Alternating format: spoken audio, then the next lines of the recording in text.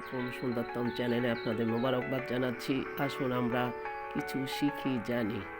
ইতিমধ্যে আমি পবিত্রতা ইমানের অঙ্গ সেই হিসাবে তায়াম্মুম নামাজের কথা বলেছি। এখন আসুন আমরা পোশাক পরিচ্ছদ সম্বন্ধে, নামাজের জন্য কেমন পোশাক হওয়া দরকার একটু যদি জানার চেষ্টা করি, তাহলে সেটা আমরা মানতে পারলে আমাদের নিজেদেরই ভালো হবে এবং আমরা অন্যকে বলতে পারবো। তো সেই হিসাবে আসুন আমরা বলি, বিসমিল্লাহির রহমানির রহিম।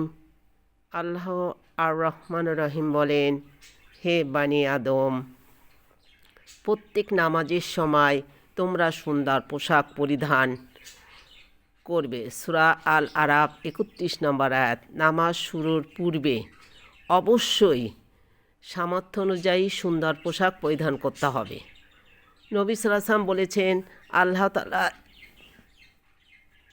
কিয়ামত দিবসে 3 ব্যক্তির সাথে কথা বলবেন না, তাদের প্রতি তাকাবেন না, তাদের পবিত্রতা করবেন না, আর তাদের জন্য রয়েছে কঠোর শাস্তি। এরা হচ্ছে যে ব্যক্তি টাকনুর নিচে ঝুলিয়ে কাপড়, লুঙ্গি, পাজামা, প্যান্ট ইত্যাদি পরে, যে ব্যক্তি দান করে খোটা দেয় এবং যে ব্যক্তি মিথ্যা শপথের মাধ্যমে পণ্য বিক্রি করে। মুসলিম 195, নাসাই 2566।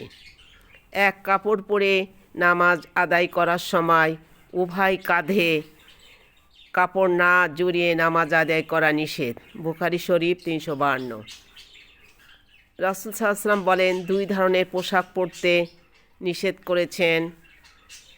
প্রথমত, শরীরের সাথে কাপড় এমনভাবে লেপ্টে থাকে যাতে শরীরে ভাঁজ দেখা যায়।